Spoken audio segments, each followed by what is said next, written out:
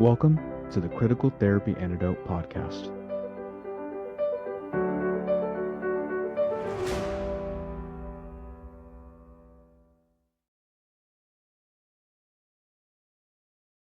Hello, everyone. Thank you for joining us. Michael and I are looking forward to having a very interesting discussion with an interesting guest. Her name is Ute Heggen, and she calls herself a trans widow. And Ute also has her own YouTube channel, which is called Trans Widow Ute Heggen. She also has her own memoir, In The Curated Woods, True Tales from a Grass Widow. Look at that. Very, very nice. Ute, welcome to the CTA podcast. We would really like to hear about your story and some of the other stories that you're familiar with from those that you've curated also in your research. Welcome. Yes. Well, thank you. Thank you, Jocko and Michael.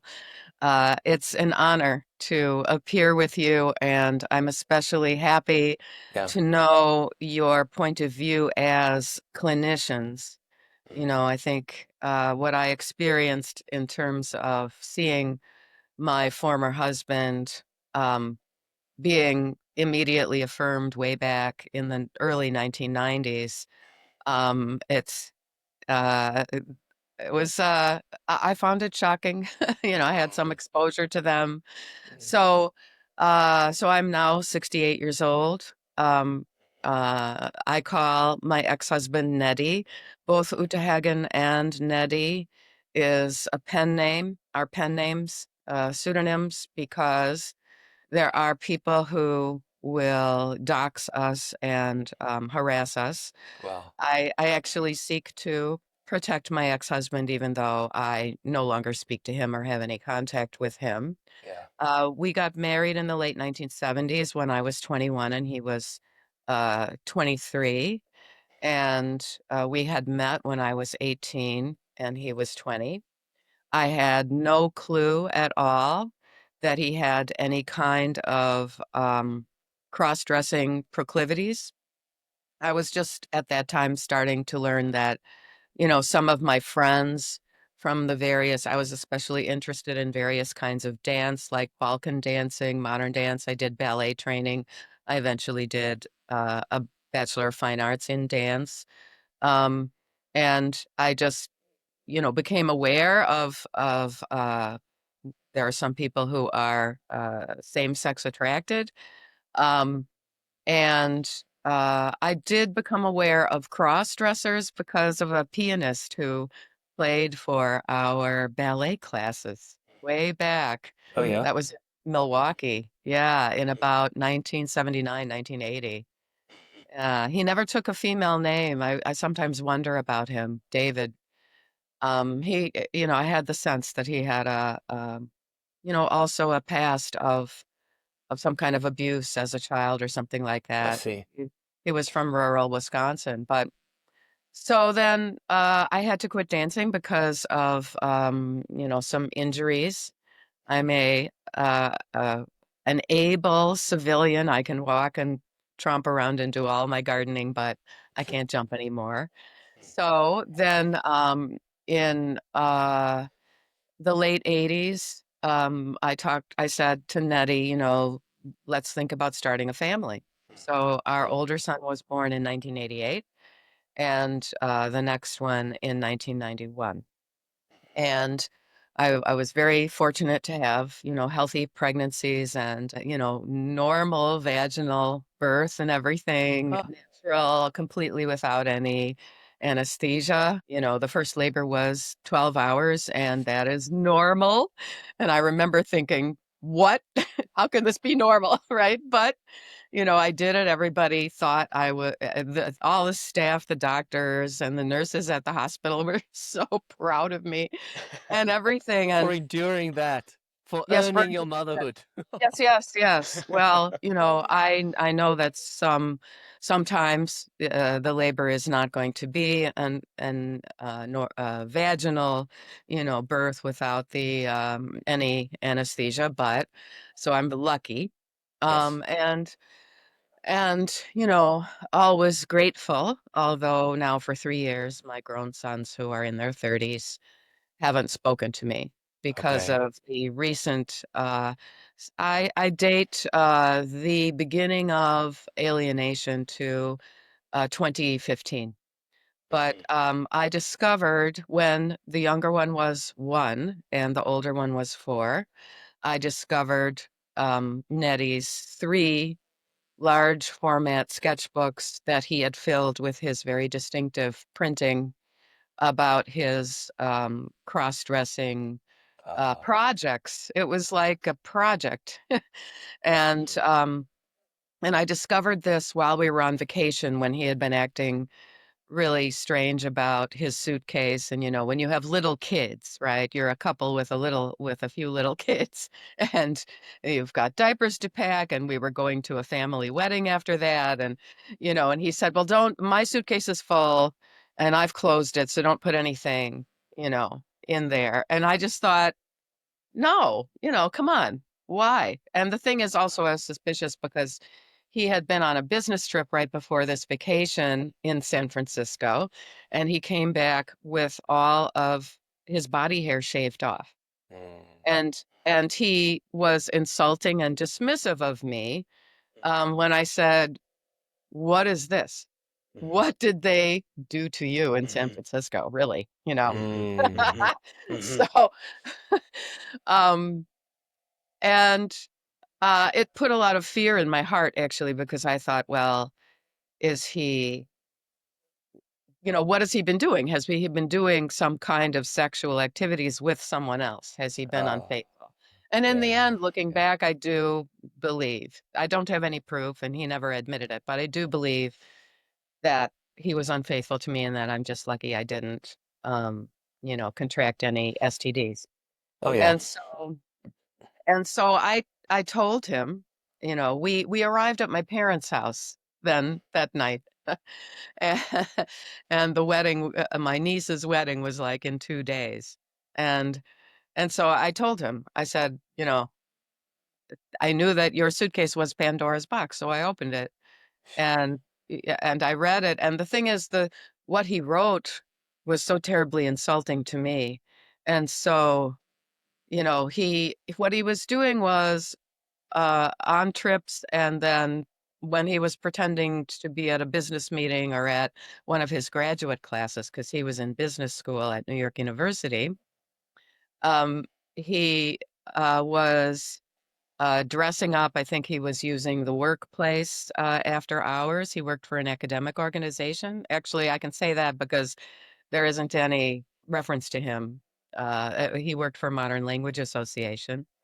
And I think what he did, he was like in a managerial position. He had a key to the building, and I think he did all of his changing and putting on whatever it was that he was wearing. And then he would go, that was, I think, on Astor Place in Lower Manhattan. And so then that's a quick walk over to 8th Street, where there's, you know, cheek by jowl one after another, a lot of gay bars. And he probably did a lot of his shopping down there too, you know.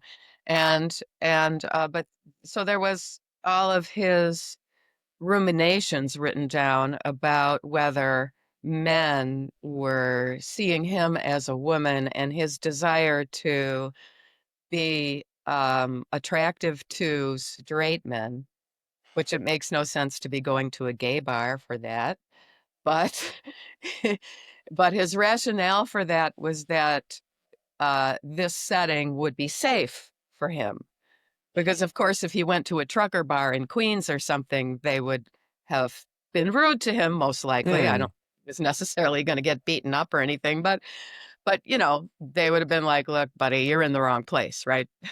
So you know, he was sort of in a way affirmed. I think, you know, my understanding um, from the gay men I know is that the scene back then in the late 1980s and early 1990s at these gay bars was pretty out there. It was almost like live pornography.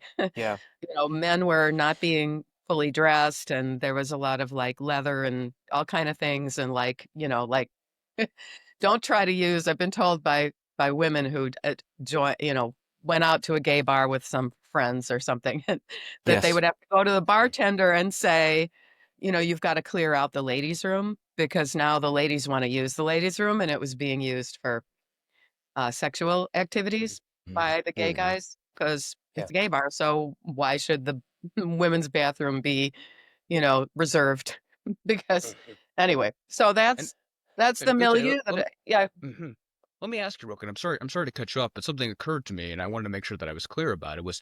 So it sounded like to me that you were on your vacation and that you knew something was going on. Nettie was acting in a way Different. that was different from typical, and you eventually did open up the brief His suitcase. suitcase, Hmm. and you found these journals, these musings about this, what sounds like this either fantasy or this transition process that was already underway.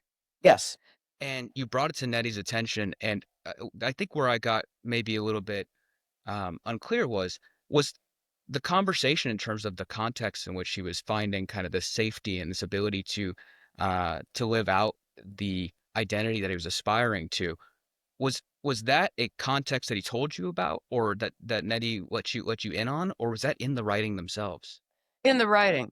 Wow. Like the sentence I remember, one sentence I remember is, "I know I'm a transsexual." And there Oh, was Ruth, who in my memoir is called Ruth the Charlatan because she had absolutely no credentials.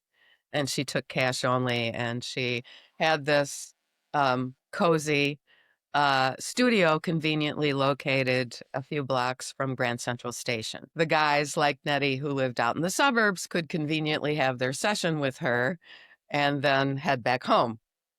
and these sessions would be what kind of sessions? They were supposedly therapy sessions. I went once. A couple of years later, I went. I think just for the sake of time, Nettie's reaction, of course, was, "How dare you? That's How my dare you? private journal. How dare you?" And I just said, "I'm your wife. I'm still nursing our 1-year-old. And I don't know what you've been doing." I mean, this is after this 1980s specter of AIDS. I was a dancer during the 1980s, and 3 of my male technique teachers, a ballet teacher, and 2 modern dance teachers, died of AIDS. Yeah.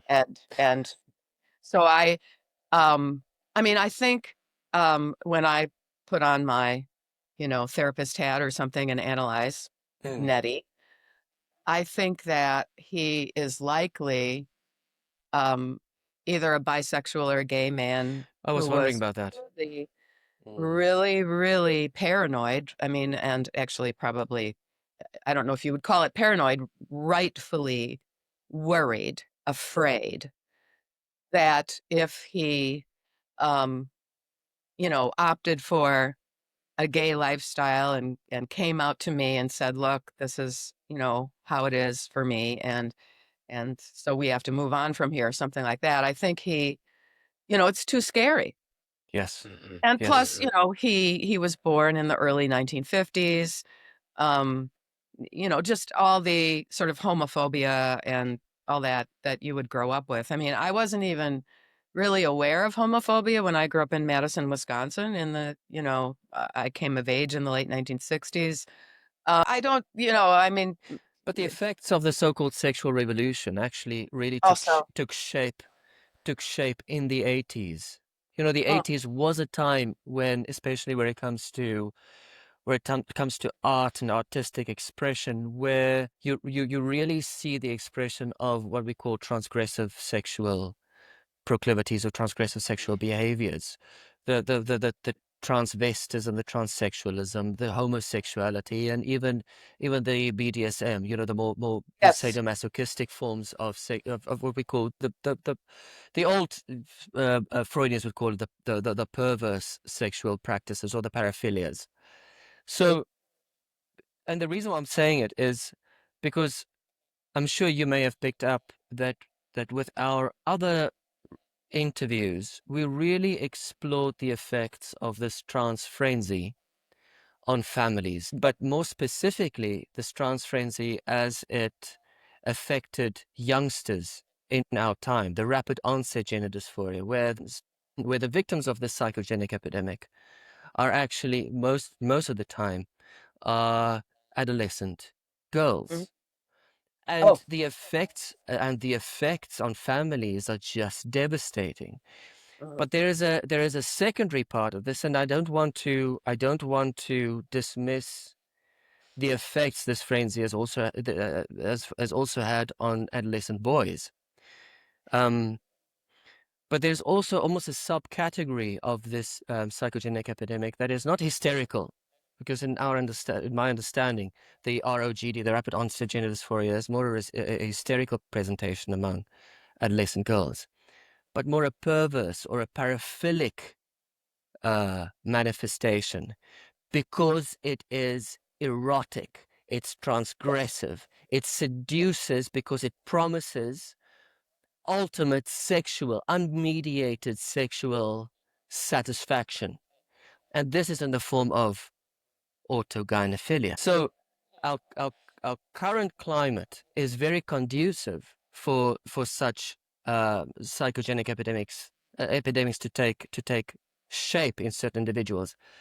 But what you're describing is also something that took place during a period of a kind of psychogenic epidemic too, given the cultural revolution, the sexual revolution that actually took shape in the 80s, 80s and spilling over into the early 90s. Yeah. Yes. Yes. Now, we didn't have a television, and I was unaware of any kind of pornography habit that he had. I didn't find that in the diaries. I only had a brief time interacting with these journals because he was outside with his mother and our two young sons. I was in the high-rise apartment on Irving Park Road in Chicago that my in-laws lived in. And my father-in-law was a freelance writer, and he was actually just inside of his office in the apartment. And so I found these things and sat down at their dining room table with them, sort of flipping through a little bit of each one. And I felt like I was seeing the life that I thought I had just completely fall down, just as if it was, like just dried up and crumble, or maybe more dramatically, like I thought I had an oak tree of a marriage, and it just, Collapsed. crashed over. It was Collapse in front of you. a complete surprise. It's really akin to, I knew someone who, her husband actually was a bigamist. He had another family. Whoa. And when he revealed that to her, it was like, her life felt like a lie. And I remember saying to Nettie, I feel like our marriage has been a complete lie. You've just used me to have our children, and now you want a completely different life. And all those things, the specialness of our wedding, and all of the family and the home that we were, building together, feels like it's a lie.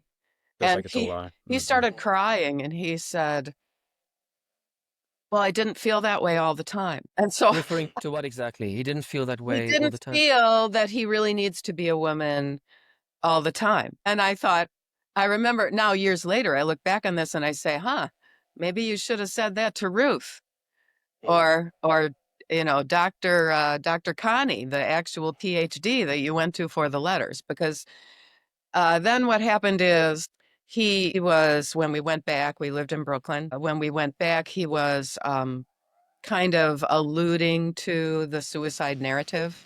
And one afternoon, when my older one was at school and the younger one was home with me, I mean, he's 1 year old, he was looking for a little toy underneath the refrigerator. And all of a sudden, he's toddling towards me with a very proud look on his face and the huge French chef's knife that he had pulled out from under the refrigerator in his hand. And I managed not to panic and scream at my 1-year-old, but I swooped up and got the knife and put it away in the drawer where it belongs. And I was, in a way, sort of narcissistically abused. He had become really quite narcissistic and critical of me and so on. And for a little bit, I thought, now he's going to think that I swept that under the refrigerator. He's going to accuse me, that I'm not a good housekeeper or whatever. And here, Why would he here do that? Because how did because he was very critical of me. He how did found the knife end up under the he refrigerator in the put it first place? there. He So he admitted put it there, and He put he because it put there. it there, and he said that he was hiding it from himself. And I remember saying, yeah, but you know where it is. So this was, for me, this was this dangerous revelation that he believes he's so suicidal that he has to hide all the knives. We had a nice set of Chicago cutlery that had been a wedding gift. And so then I made plans to leave. And I had a friend helping me secretly.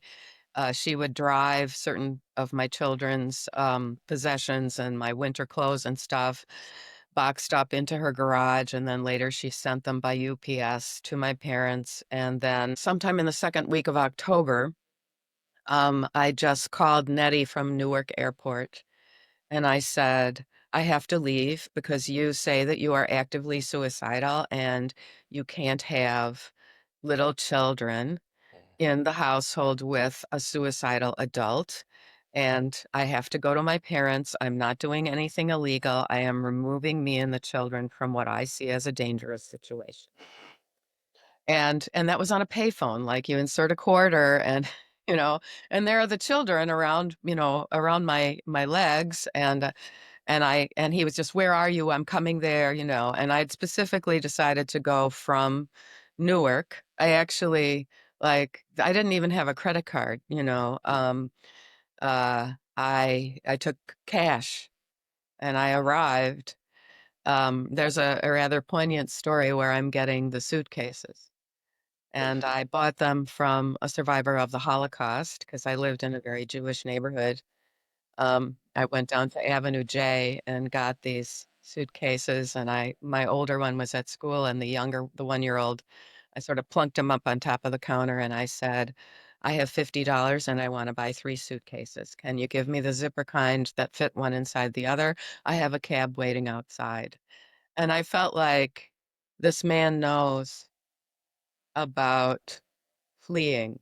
It was oh very yeah. clearly of the generation, probably from Poland. He was wearing long sleeves, so I didn't see if he had a number on his arm. But this was, I mean, there were many, many Holocaust survivors in that on Ocean Parkway in that part of Brooklyn, and I was very familiar with them. I mean, the other Yeah. piece of this is that I had converted to Judaism before getting pregnant because Nettie is from a Jewish family and I wanted us all to have the same religion.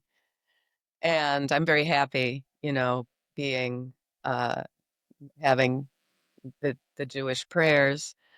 Although I find it hard to find a place to affiliate. I practically would have to go to the Orthodox now because the progressive Jewish branches are very trans friendly. Yep. Like really, the Reform synagogue in my area um, has the trans flag, not the Jewish star, but the trans flag. You have to walk past it to get into the sanctuary. Anyway, You have to so walk funny. right. Well, and there's a rabbi there who is obviously a woman on testosterone, And and Ute, she I has think that. that. Yeah. Mhm.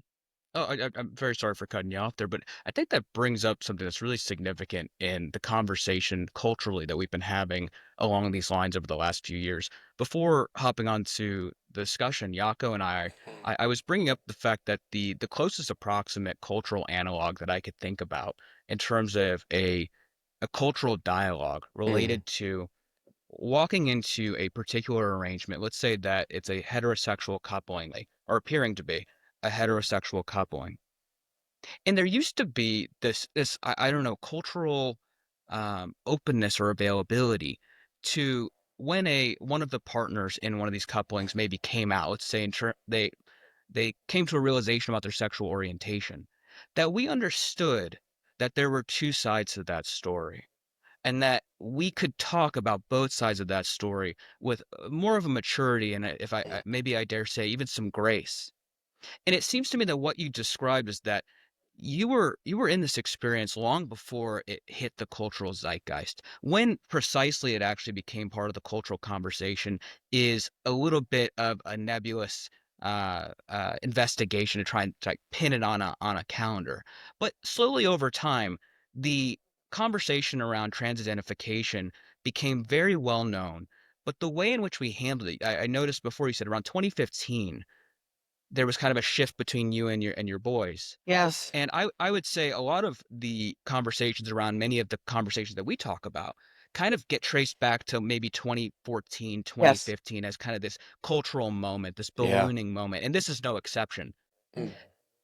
What has it been like to experience, you're using a pen name, you're with us with the pen name, to experience, I'm kind of trying to understand your contextual experience in the 90s as you're going to Oh, Ruth, and I want to learn a little bit more about what happened Yeah. there. yeah. But also if we can, after kind of going fast forwarding over the last few years, what's it been like? I almost imagine you getting pushed behind closed doors and Yeah. you having to hide your story and I call experience it here. the closet behind the closet. The closet Yeah. behind the The closet. closet behind the closet. The Mm. closet behind the closet, which actually has, echoes of the Holocaust.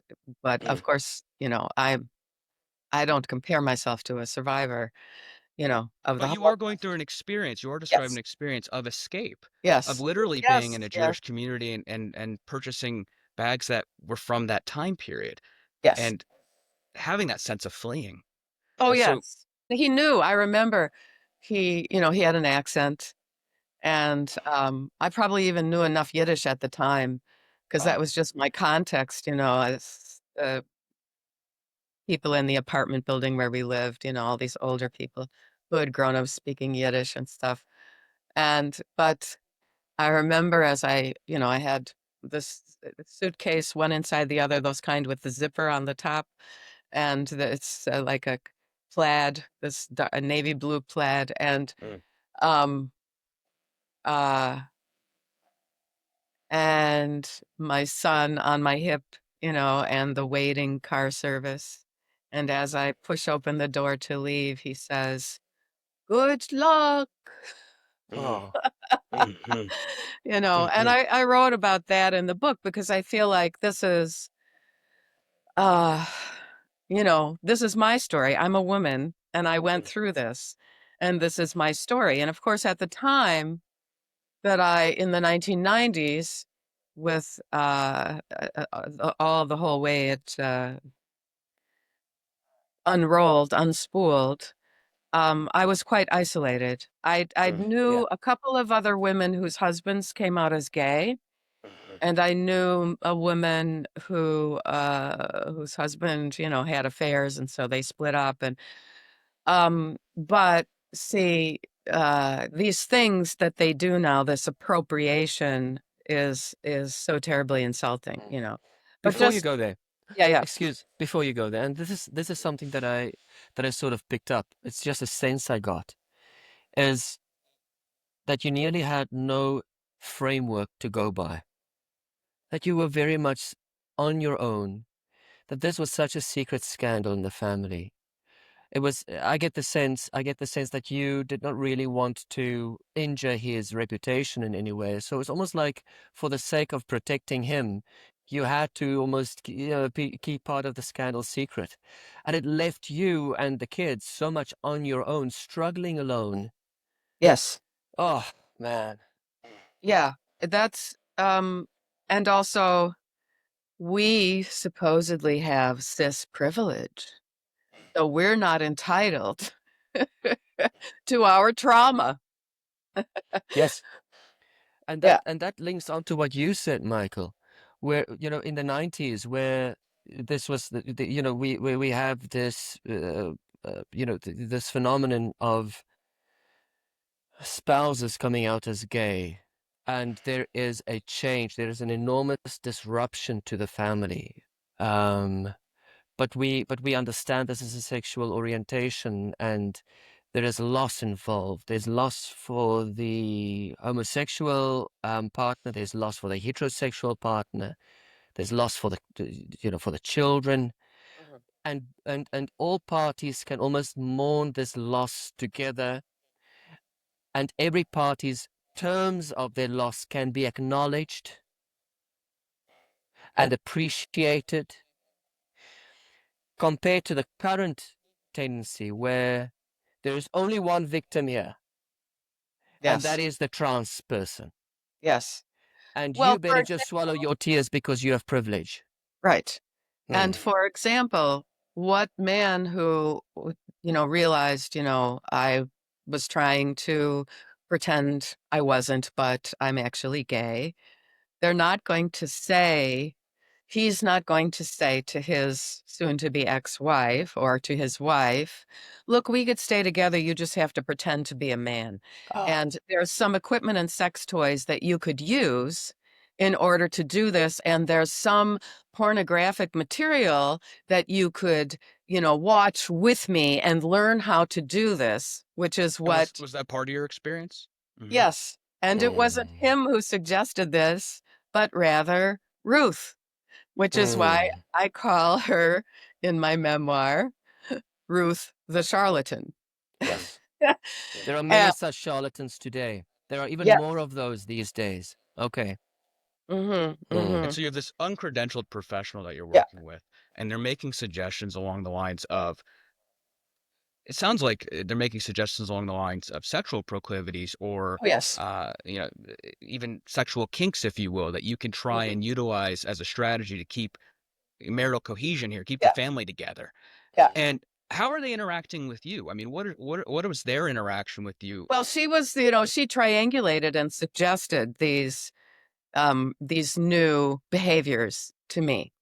But this is going a little bit ahead, because what happened was then I had 2 months or 3 months at my parents' with the kids, and Nettie completely detransitioned, grew a beard, said it was a mistake, wrote a letter to my father saying that this woman was unprofessional and had no credentials. And he actually sort of threatened me then. Um, he called me once when he realized that my parents weren't there, because typically I had my parents answer the phone always, because legally I'm not allowed to just not, I have to allow him to talk to the children and all that stuff. And I'm not like, he extracted a promise from me that I won't tell any of his family members why I have suddenly flown the coop. So that made me look like, you know, um, I was unstable or something like that. And the thing is, what he said was, well, you don't have any proof. And this is sort of classic narcissist narrative. He almost was making it like it didn't happen. And he said, you don't have any proof. And if you don't come back with the children in at least a few months, I will sue you for divorce. And if you say that it's because of my cross-dressing or whatever I did, you don't have any proof of that. And I will say in court that you made it up. So you And were on the so, losing end all the time. It yeah, was on his terms all the time, and yeah. it's still the case with many of these trans widows.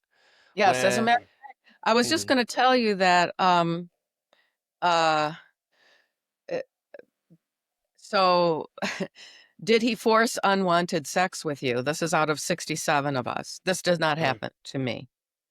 Um, but did he force unwanted sex with you? Yes, from 27 of 67. out of 67. Yeah, so it's a third, yeah. And so that's forced. That's like sexual assault. Yeah. Whereas coerce is 28 of us were coerced, cajoled, and Yeah. um since it was suggested I am like number 28 in that cohort, because it was suggested to me by the therapist that I go. She even said they had a certain store where they would make us feel comfortable, where we can buy these videos. Like, by the way, we'd also have to buy a TV and the VCR player because we didn't even have any of those. I was raising my children very, very natural with playing blocks and Play-Doh and stuff. So, and so we were supposed to, it was like she was suggesting, I will make assignments for you and Homework. homework. And it is my job to, in quotes, keep the family together.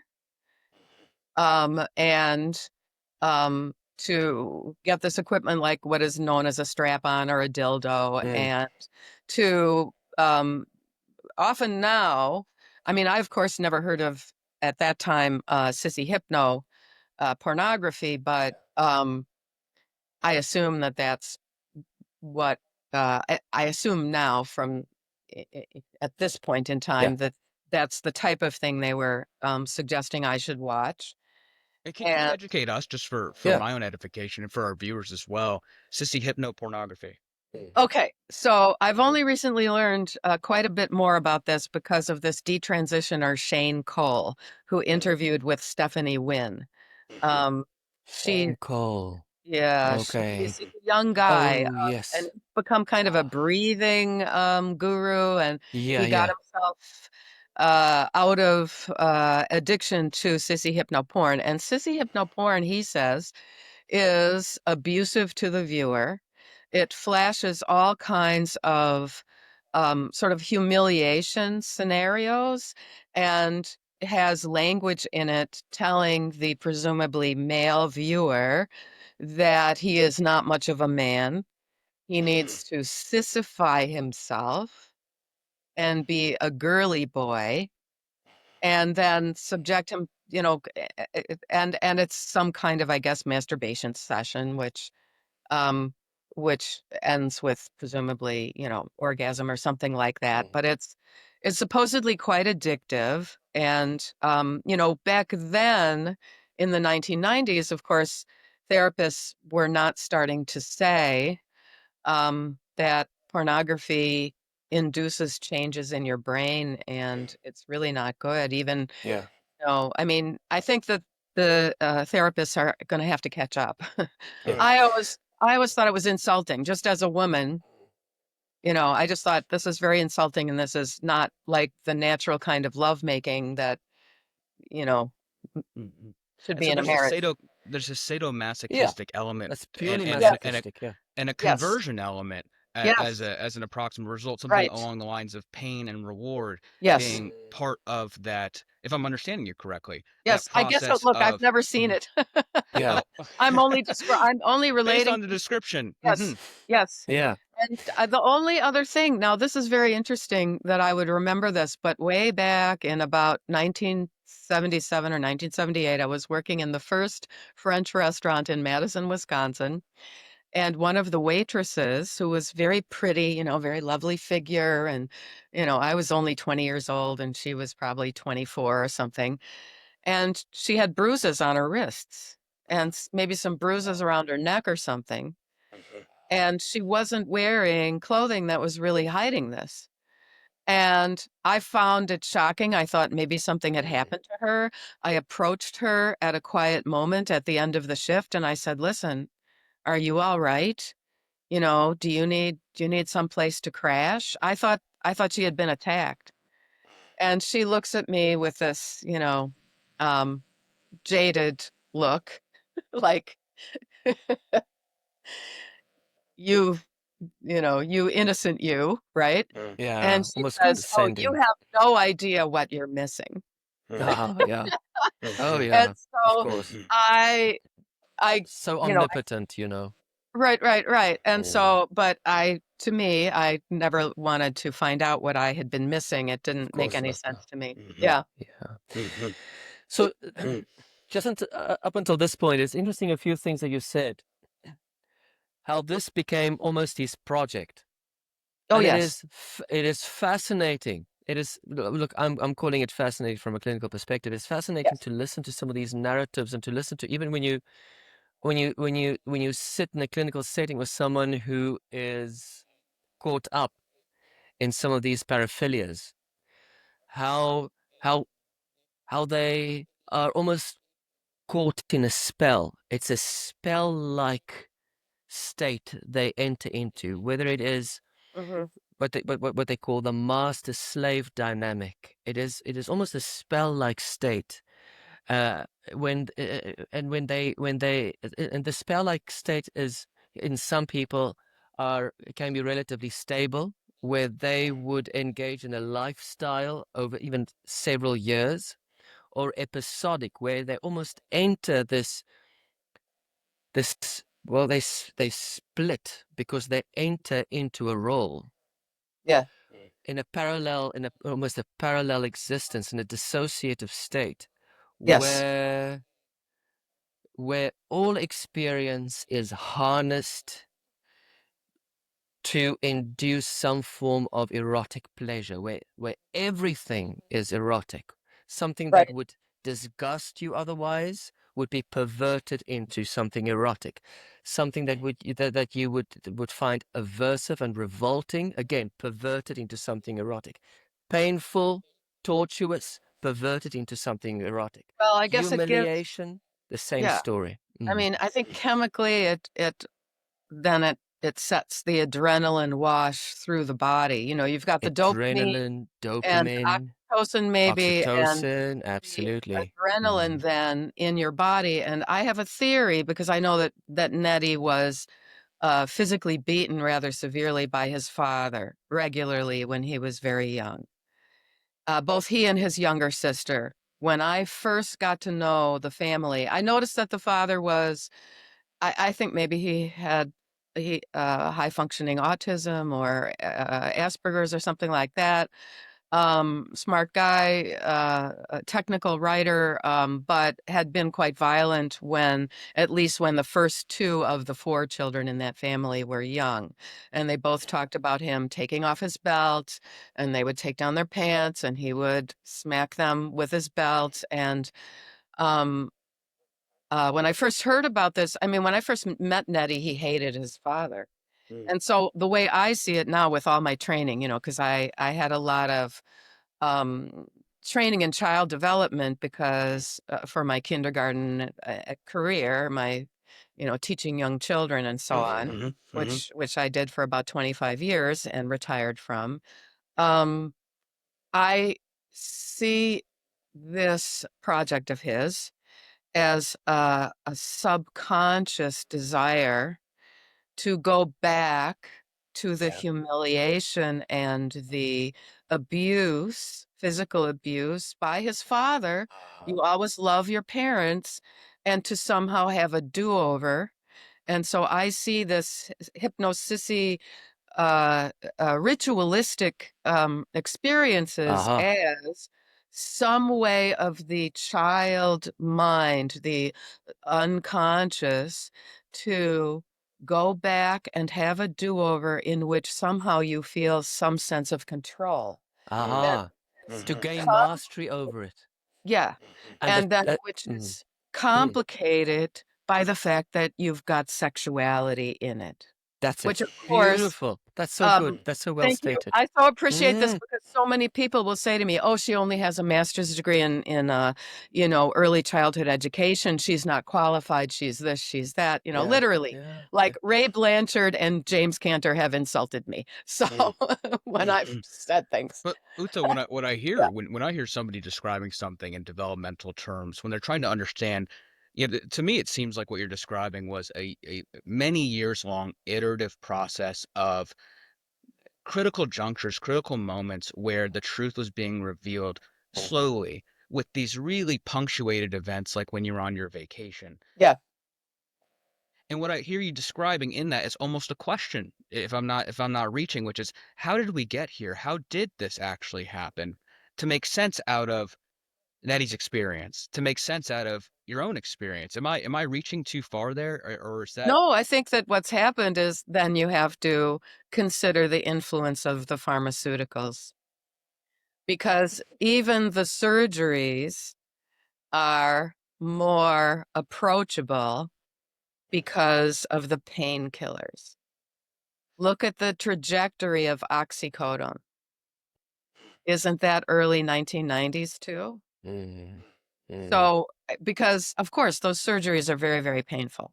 Mhm. And I actually have had a couple of major surgeries. I had a fibroid the size of my fist removed from my uterus. And my uterus was, I mean, before I had it, this was in 2008, before I, in years before, like even 10 years, because it was dangerous, there was bleeding, all this stuff, I would have had to have a hysterectomy. But this special doctor, did it laparoscopically and was very proud of himself that he kept me intact. And they gave me oxycodone afterward for the pain because it was major, even though it was laparoscopic.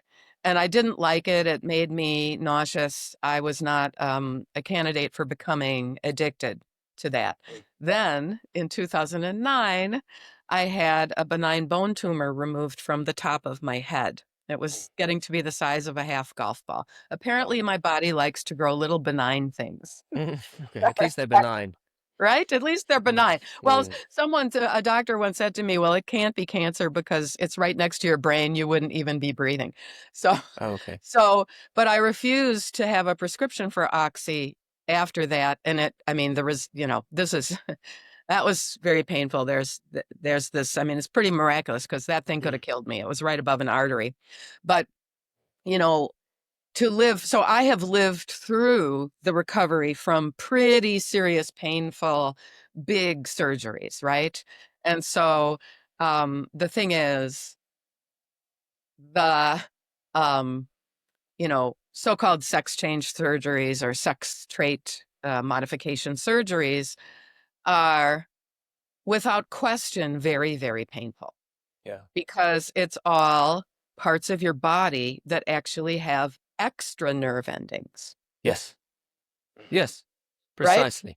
Yeah. It's the brain, And it's the genitalia. Absolutely, yeah. and the thing is, I am still, as a woman who has given birth and all this, and had a healthy, nice relationships, intimacy and stuff, Okay. heterosexually and so on. Yeah.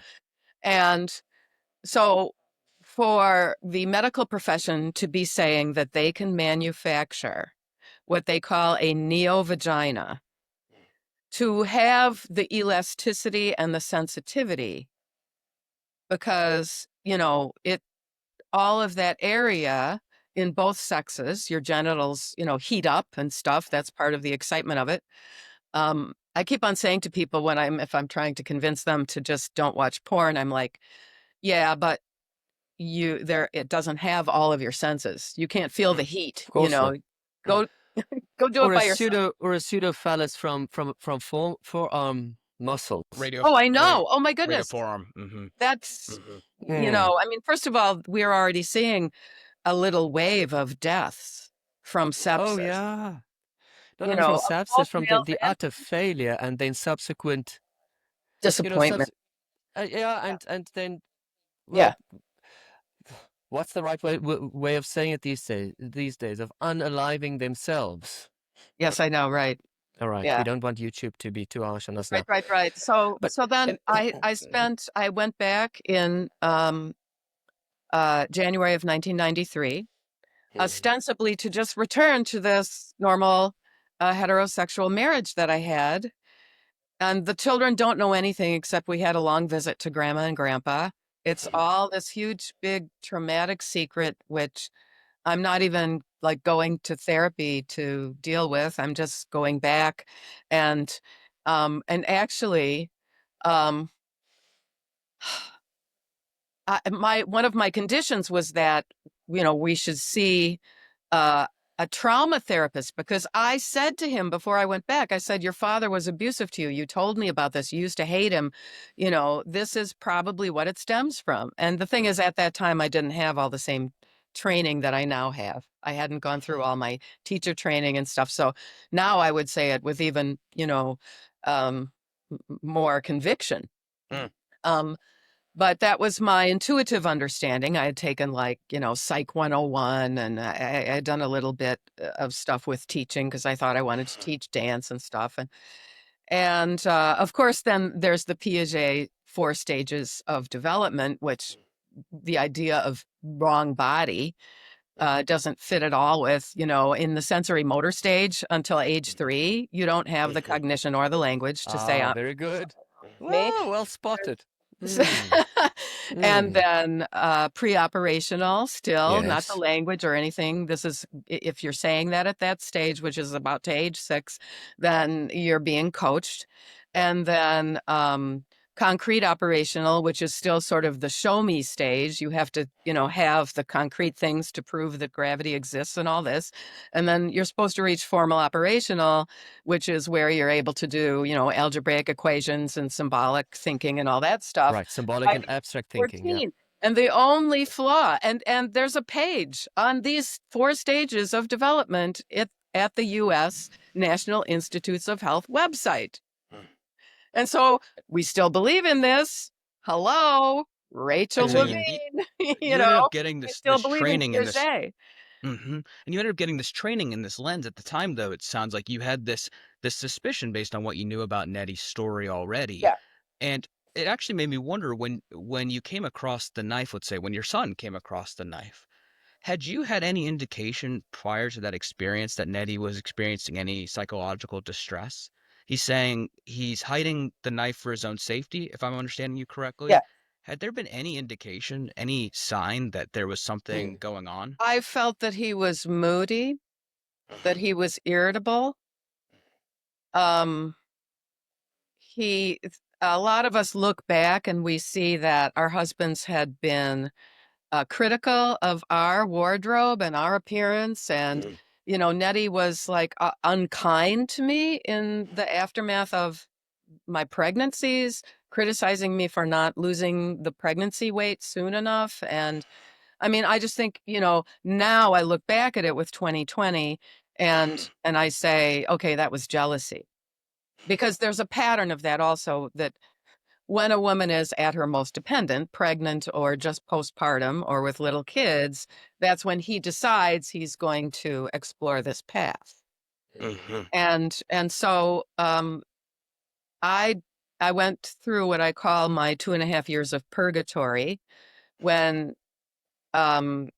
he had a beard for a while. Not that that matters anymore, I guess, but and then suddenly he shaved off his beard, and I mean, and we would have fights about the length of his fingernails, and I would say, "Look, your and it was like I mean, obviously, I was making myself blind, right, to not see he must be doing this again, right, and so then we come to March of 1995. I had gone back just over 2 years before that in 1993 in January, and I realized he's getting breasts. He must have been on estrogen for months. And in fact, in the court papers of our divorce, in 1997, this Dr. Connie submitted a lot of things defaming me, even though she had never met me or spoken to me. But she said that she diagnosed Nettie as a transsexual in the first appointment with her on July 20th of 1993. And so July 20th, 1993 until March of 1995, this PhD psychologist was in collusion with her patient who was deceiving his wife. Yeah.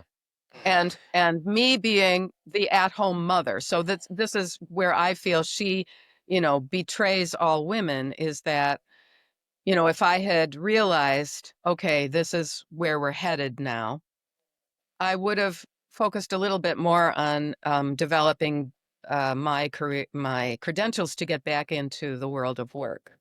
And it's so interesting that you bring that up, because it used to be the case, and I think it still is the case largely in our field, that we didn't give primacy to one subjective experience over another. That our role as professionals was to understand the intersection of those two different experiences, if you will, or multiple different experiences, depending on how many people we're talking about, trying to get a full scope and a full view. And in this case, it sounds a lot like the narratives we hear around allyship or advocacy now, where somebody is taking their authority and their position. I hear you making the juxtaposition. You're contrasting your position as the housewife, so to speak, if I heard you correctly, with this PhD who's using their position and saying, you know, you're wrong, and here are my credentials that tell you why your experience is wrong. And that's never been part of the motif of a clinician, of a mental health professional. Mhm. That's a recent advent that we used to have a bit of more of a sensibility about, that there was something wrong to use our position in that way. Yeah, the coercion. Oh, yes. The coercion. Yes, absolutely. And in fact, she submitted sworn affidavit to court. Our divorce took a long time. It cost me more than $40,000 in 1990s money. And Nettie managed to go through one lawyer after another, and they never made him pay, even though he was gainfully employed. Anyway, in 1997, she submitted that affidavit saying that she had diagnosed him in the one appointment, which apparently she was proud of. I'm sure he was dressed, right? He probably went in a dress and makeup and stuff, I would assume, to the first appointment. It's sort of like you're proving how well you can so-called pass. But she also said that in her professional opinion, though she had never met me or spoken to me, she believed that my rejection of him and my unwillingness to accommodate his needs to have female identity at least part of the time in our relationship. This isn't her exact wording, but this is the gist of it, that it was likely that my decision to end the marriage forced, she used the word forced, Nettie to decide to identify full-time as female. This speculative theoretical approach to your inner state from a professional lens. And what is the milieu this conversation is taking place in? Is this public in some sense? Is this in court? It's in New York Supreme Court, where my divorce occurred. I sued him on the grounds of mental cruelty.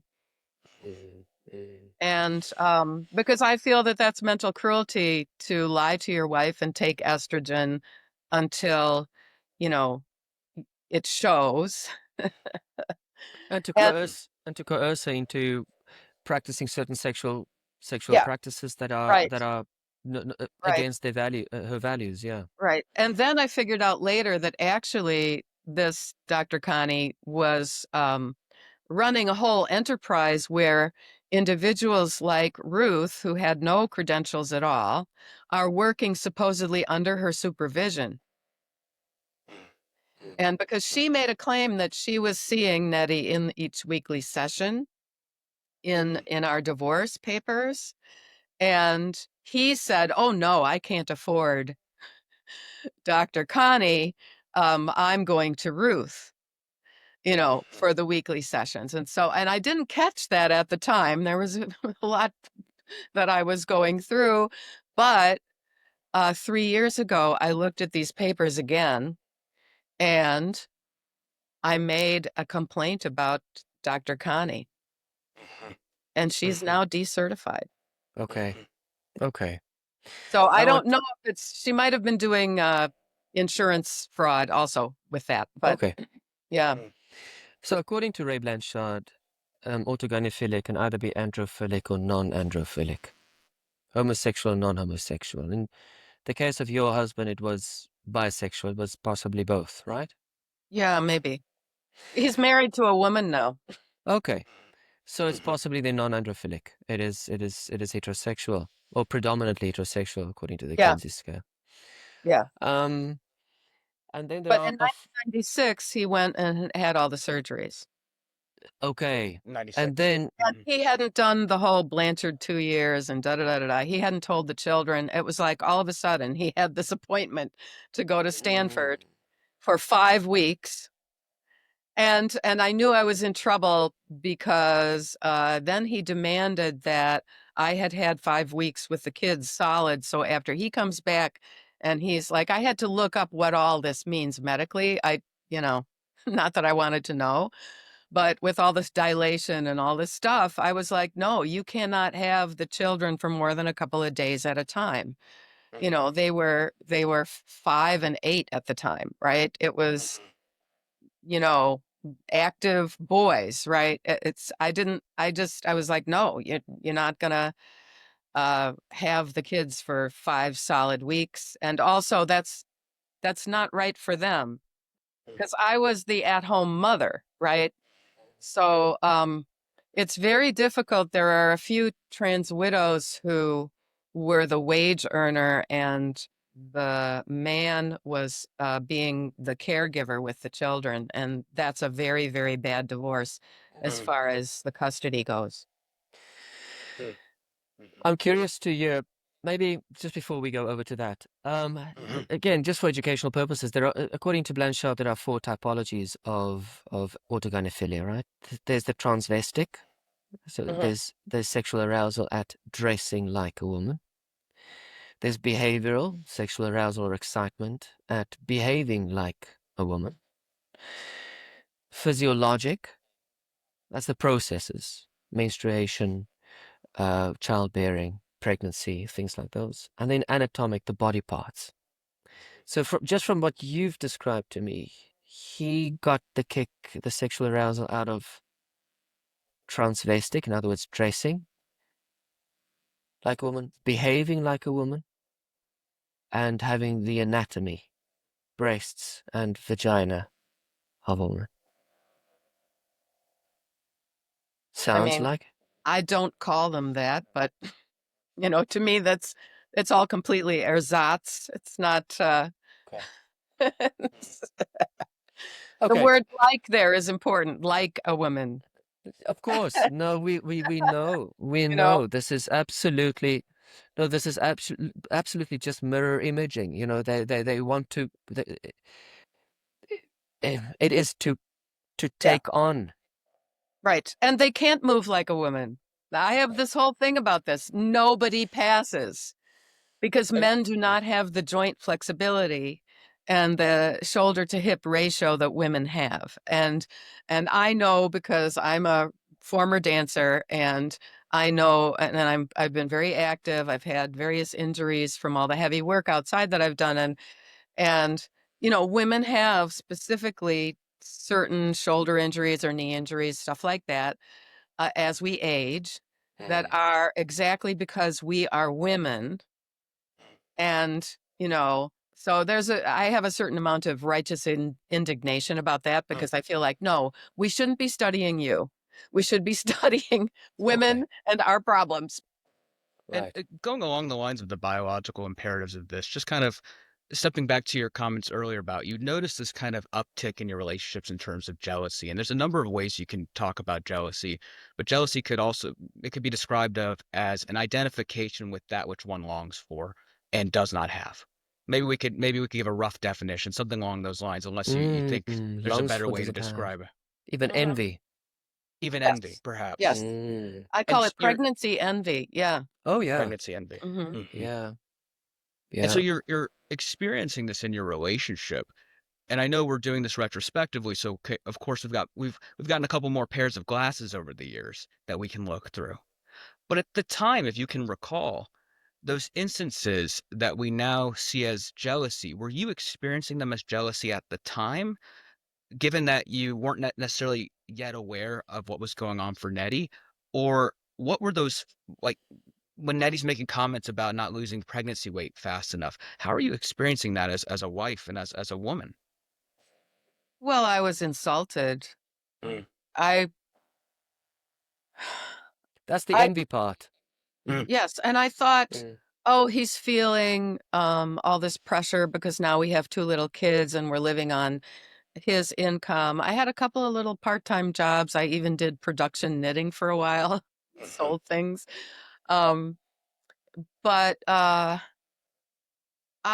thought, things will be better when both of our children are in school, and then I'll figure out working, I'll do some teaching, I'll figure out, and then we'll have, more income, and maybe and the thing is, the reason I thought this is because his father was actually, because of his obsessive compulsive things, and his father was just not, really socially functional. And so he wasn't financially successful. And their family had a lot more financial stability after the fourth child got into school, and Nettie's mother started working. She got a dietitian degree and then a nursing degree. So there was the issue of, I think he really didn't want to become his father. Mm. I think that's, sort of a big part of it, is that he was repelled by his father. He didn't feel the love. And in a way, maybe he felt jealous I mean, I really always loved my father. He was, maybe it's a little bit of hero worship, but, in our family, my father was very much revered, and we hung on every word. And he told all these good stories about, when he worked in the Pentagon during World War II, and, all these. And so I wonder even if he was jealous of my relationship with my father, because he was missing that, he really. And then it's, there we are, my boys now don't have a father. Mm. Right. Yeah, And it they sounds felt like that very Mhm, mhm, severely. I mean, my mhm. older son, this bothers me a lot about the doctors like Dr. Connie. Um, and I found this with among the like 37 or so children of the trans widows that I have data on. There are 7 who had suicidal ideation. And 3 of those 7 actually had to be hospitalized Sure. because That's of very serious serious. attempts. And yeah, it's very serious. I know it's a very small cohort. No one is keeping any data on this. Yeah, No so one. taboo. Mm. And typically the fathers who are cross-dressing and all this, they are not participating in any kind of post therapeutic process for the children. Now, my older son said the 3 times thing. And at the time I was going through my teacher training and I knew about what you have to do. He said he wanted a gun. He said he wanted to jump off a roof somewhere. And he said he wanted to run in front of a car. He was 9 years old. 2 of those, he said, um, in school, that were witnessed by teachers. And so that's mandated in the New York City Department of Education, that the child has to have a well-certified psychologist or something that they see. Nettie did not participate in any of that.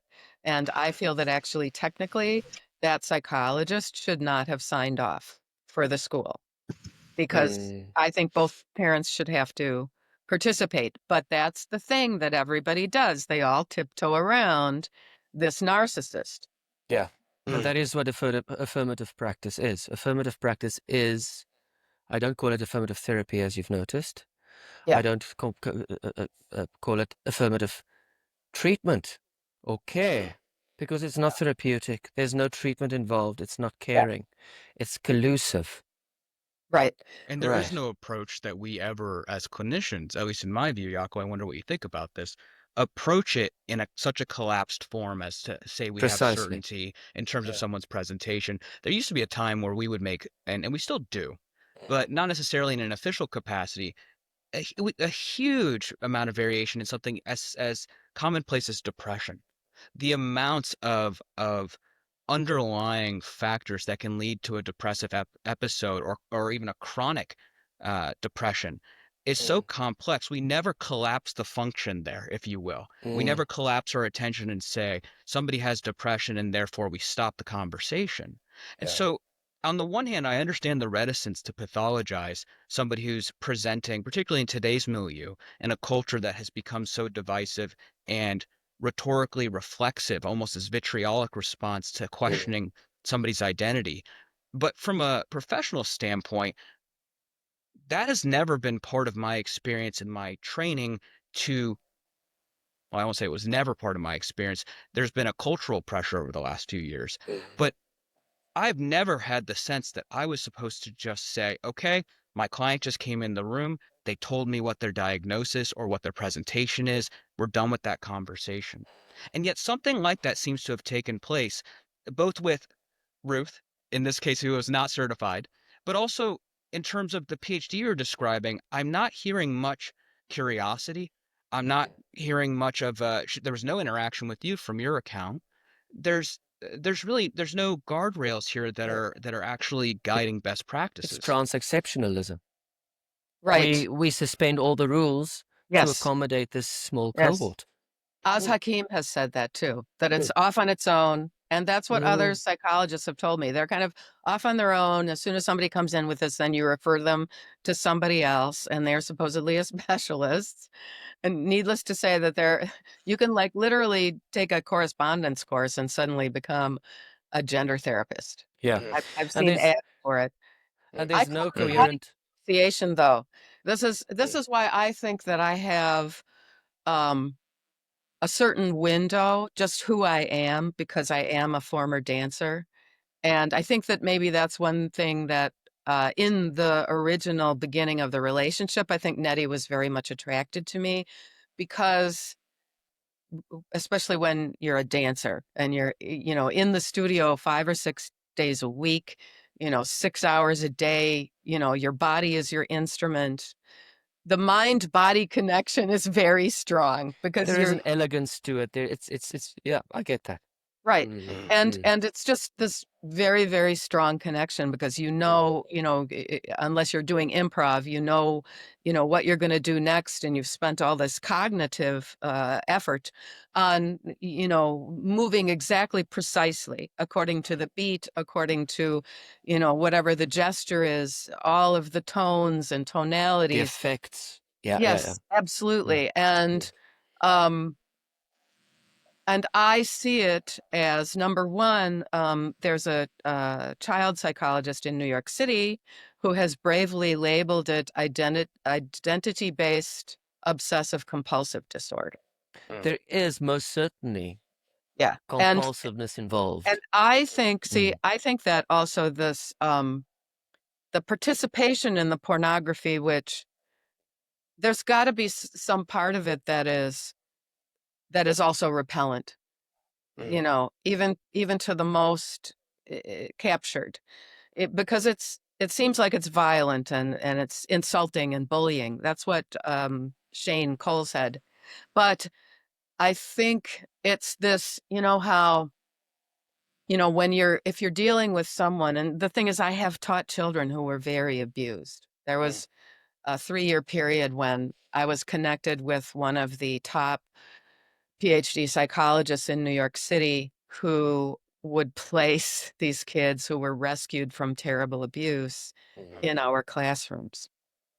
After 3 years, the co-teacher and I said, you know what, we have to have a break from this because the stories and and it's just, she's got to, Horrifying to adults. really. But the thing is, I remember I even said that this one child, he had been unfortunately sexually abused by his father at the age of 4, and his father was waking him up in the middle of the night with like a Batman costume on. But we said in a report about him, and when this was getting reported after he started telling us about this, I said in a report that we noticed that on the Mondays after spending time with his father, the parents were not together, that he arrived to school in a disassociative state. And I was reprimanded by someone at the superintendent level in the New York City Department of Education who said, you are not qualified to use that kind of language. And I was like, I was afraid of getting written up or something like that. But what I would have said is, so why do you keep on sending us to all these workshops where we learn how to identify a child who is being abused and arriving to school in a disassociative state? This is so disrespectful of teachers. Ute, we're finding ourselves in a culture where things have gone so unhinged, and so decoupled from the structures that used to be there, that many things are in free fall these days, and many things are disintegrating because of this notion of everything goes. Yeah. I mean, your family, so many of the trans widows have been on the receiving end of a deteriorating culture. Oh, yes. And it is encouraging and it is admirable that you managed to harness this negative experience and that you've started to use this in a constructive way. Well, So I my have to kill myself, so my because I got question yeah. my question to you is, how do you see this thing going forward, keeping in mind that there is something the culture can do, there is something that people who may not be involved in such experiences, there's something such people can do. But there's also something trans widows can do. Maybe just your vision forward, in other words. I can tell it's not a morbid vision. Oh, You don't no. seem to no. No, I was going to say to you, Mm, nevertheless, even though we live in a seemingly destructive culture, I am mm, optimistic. And maybe it's because of my faith, because I do believe in God and I pray in Hebrew every day.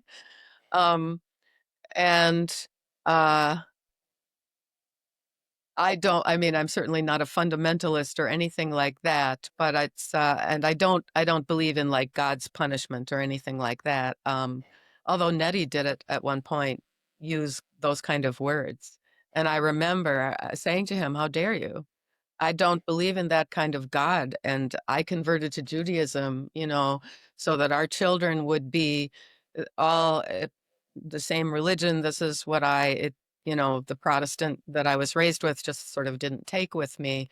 yeah. And I love the connection to antiquity, and so, it is even recognized, in the Bible, and it's in even the Talmud. What do you do if it's ambiguous whether someone is a man or a woman, and the person is supposed to, especially if they suspect it's a man pretending to be a woman wearing woman's garb, there's supposed to be a panel of rabbis who take the guy in a room and he has to disrobe. So, but I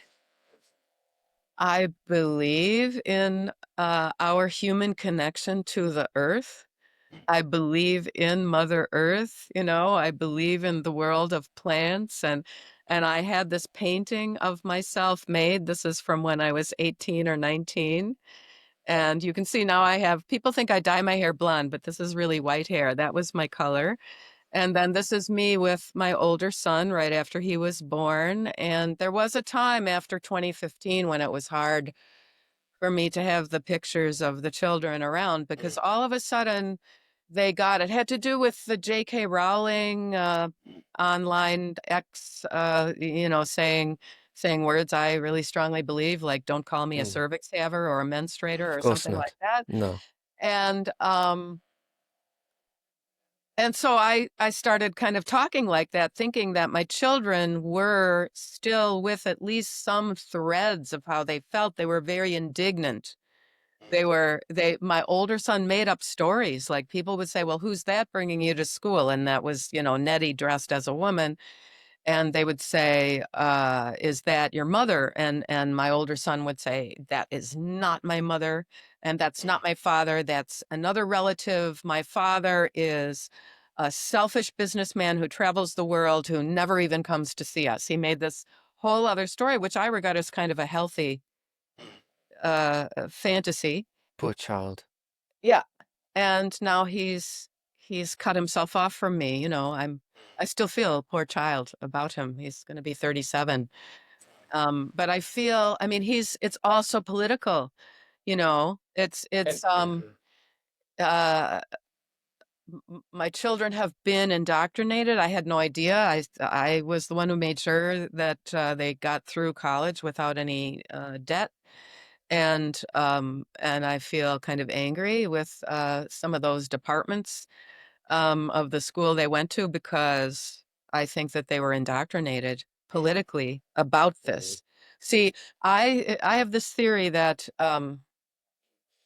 somehow for the liberals, I'm sort of politically homeless, but at this point in time, but somehow for the liberals, the best way to prove that you are not a racist is to be very, very supportive of these middle-aged white men who have a sexual perversion, and say that you support the trans, group community, right? You support them. That's how liberal you are. That's how not racist you are.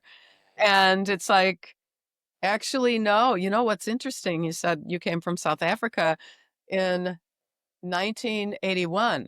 When I was What? born.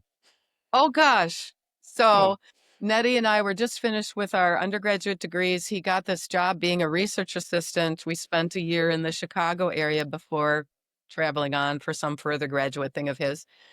And he bought Cougarans. Oh, wow. Decided Mm. to invest in Cougarans. Now, this is during apartheid South Africa, right? This is Yeah. 81. Oh, yeah. He didn't ask me.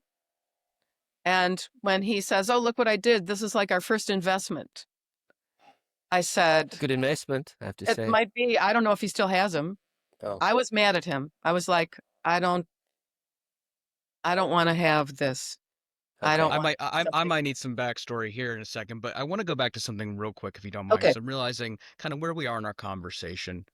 And you brought up the issue of politicization of these topics, and it seems to me that regardless of where you stand on trans identification, something has gone. We're in our infancy in having this conversation because of that politicization. We have not been able to explore this topic in earnest, understanding every angle and every aperture through which we can understand this phenomena, if you will. And I often say, politicization is a quick route to tribalization, and tribalization is a quick route to keeping any conversation or point out and off the table that doesn't serve the tribe itself. And I think what we're forgetting is that there's nothing in this life, even if you assign it a good value or a good charge, that doesn't come with some level of a trade. And we're not allowing ourselves, kind of going back to what you were saying before, Jaco, about this trans exceptionalism notion within this conversational space, to talk about what those trades are. And today you came on and you told us your story, parts of your story. I feel like there's so much more for us to unpack and to understand where the trade was happening, where in this instance, Nettie was making decisions along a particular course that was very much for their own gratification and for their own sense of identity, if you will, but without any consistent understanding of what the potential ripples and downstream effects, or maybe any caution, downstream effects were for you and your boys.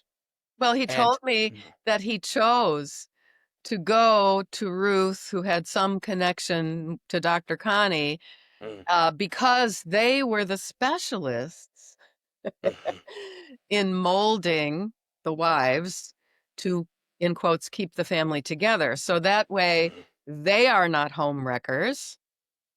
I would in some ways name both Ruth and Connie as the other women. As, and I do know I know actually not their names, but I know of from various sources of my stories that somewhere in the world over these last decades of, my experience, there are 4 trans widows who committed suicide. Oh. And no data is kept on us. I'm the only one keeping any data. And so I so appreciate that you're taking me seriously and that we seem to really be on the same page, because I one time wrote a comment. It was on a GenSpect video. It was probably James Cantor. And I said, I keep the only data in the world, and I think that you and Blanchard and Zucker and Bailey should have had an independent, separate project to discover the effects on the ex-wives and the children of. Yeah. And Cantor made this offhand, Cantor it was, he made this offhand reply to me. Well, when you go out looking for a certain effect, you'll just find it. And he was sort of dissing my my survey, which I called 20 Questions to Ask a Trans Widow. And I replied back to him because I'm a pip and I will not let even high whatever he is, like James Cantor, get by with making some remark to me. I said, I didn't ask questions about our feelings. I asked what happened. Trying to understand the What systemic happened to you? variables. What are and I specifically, there are certain pieces of this that I feel, only come in as you read in between the lines, because I didn't ask questions that are specifically about the husband's behavior. Only as it affected you, if he attacked you or coerced you. Defamation is very, very common. It's defame, 36 of us, almost half. That's a pity. That's a pity, and they're working in the field. It's also a pity, and I have to say, two of the names that you mentioned are not very good when it comes to courtesy and public engagement, Well, which is I also I problematic. call them the 4 horsemen of the sexopolis. Anyway, Yeah. But if Ute, there's anything, any other aspect of this, because if you want to have a part 2, I can discuss the 5 children that I have taught or helped who left off this ideation. I call it cross-sex ideation. well, Yeah. well, I have to say, thank you very much. Thank you Yes, very thank much you. for your courage. You told us no topic is off guard. Yes. And that takes a lot to say that, and you were very forthright and open. And this is a painful and sensitive topic. I know, but I make my plans. This is what I say to the women when they're going to answer the questions. Make a plan for what you're going to do after you've dug all this up and written it down. Make a plan to take a walk. I have lots to do outside. Early spring brings lots of weeds. So I have And- lots to do outside. And And for those who maybe want to learn more about your story and learn more about you, man or woman, which is also something that was scratching in the back of my head. Maybe that's worth a conversation in the future about if there are any men who are experiencing this phenomenon as well. I think two husbands, two ex-husbands have contacted me, and I sent them my survey, and I said, ask me how you want the questions to be adapted, and neither of them got back to me. I'll be honest with you, I think in many ways, just, I'm not big on claiming that society is so sexist, but I think a lot of the men have an easier time moving on.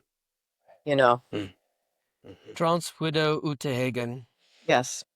with your book In The Curated Woods, True Tales from a Grass Widow. And also Thank that you so much. documentary. Also the Oh, yes, documentary you Behind the Looking participated in, Glass Behind at the Lime Looking Soda Glass. Films. Lime Soda Films YouTube channel, Vaishnavi Sundar, a real heroine of mine. Thank Yes. you. Thank you. Thank I you for hope your we'll do story. it again. Absolutely.